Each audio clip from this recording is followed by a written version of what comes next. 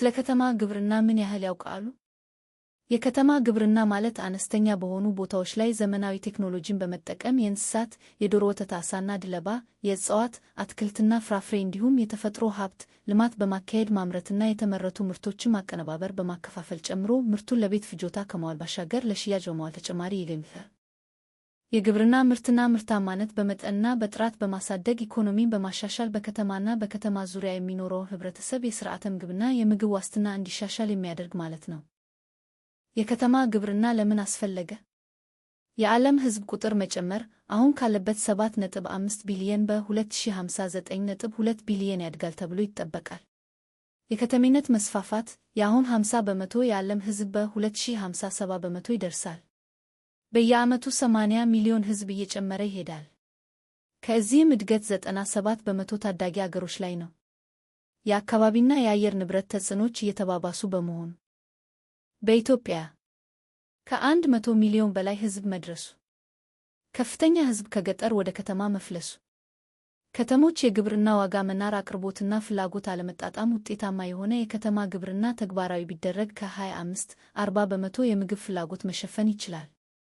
የከተማ ግብርና ጥቅም ቤተሰብ በአነስተኛ ወጪ ትኩስ ጤናማና የተመጣጠነ የአትክልት ምግቦችን እንዲመገብ ያስችላል። በዚህም ጤናው የተጠበቀ ማህበረሰብ እንዲፈጠር ያደርጋል። የሴቶች ኢኮኖሚያዊ አቅም እንዲያድግና በራስ መተማመን እንዲጎለብት ያደርጋል። ለሴቶች ወጣቶችና አረጋውያን የሥራ ዕድል እንዲፈጠር ያደርጋል። የመኖሪያ ግቢን እንዲሁም የአካባቢ ውበትን በመጠበቅ ሰዎች የዕለት ተዕለት ሥራቸውንና ውሎአቸውን በተነቃቃ መንፈስ እንዲያሳልፉ ያስችላል። የአረንጓዴ ሽፋንን ከፍ በማድረግ በከተማ የሚስተዋለውን ከፍተኛ የሙቀት መጠን እንዲቀንስ ጉልህ አስተዋጽኦ ማድረግ ይችላል። በከተሞች የሥራ አጥነትን ይቀንሳል።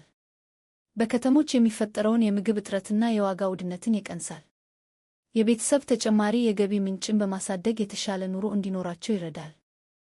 የከተማ ግብርና አይነቶች የእንስሳት እርባታ፣ አትክልትና ፍራፍሬ፣ ሰብል፣ እንጉዳይ ምርትና የቅመማ ቅመም ምርት ናቸው።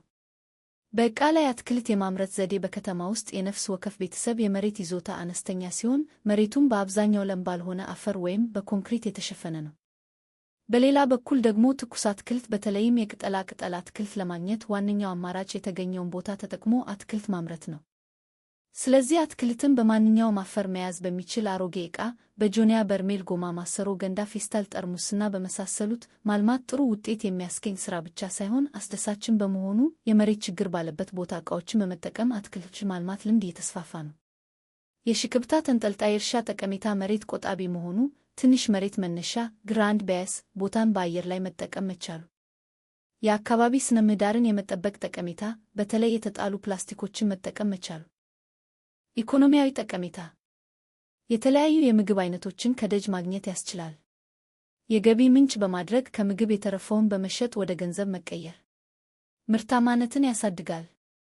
ዓመቱን ሙሉ ምርት እንድናገኝ ያስችላል። የውሃ ፍጆታን ይቀንሳል። ተረፈ ምርትን መላልሶ መጠቀም ወደ ቀልዝ በመቀየር ኦርጋኒክ ምርት ማምረት። የጤና ጠቀሜታ ከኬሚካልና ከተበከለ የወንዞች ውሃ የጸዳ ምርት እንድናገኝ ይረዳል።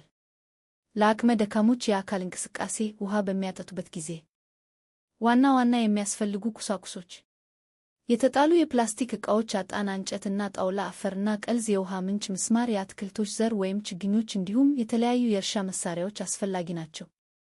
ከዚህ በተጨማሪም ማንኛውንም አፈር ሊይዝ የሚችል በአካባቢ የሚገኝ ቁሳቁስ መጠቀም፣ የምንጠቀምበት ዕቃ የውሃ ማፍሰሻ ያለውን ዕቃ በመጠቀም ማንኛውንም አትክልቶች ማምረት ይቻላል።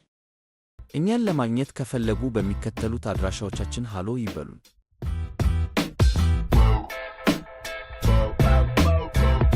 የአዲስ አበባ አርሶ አደርና ከተማ ግብርና ልማት ኮሚሽን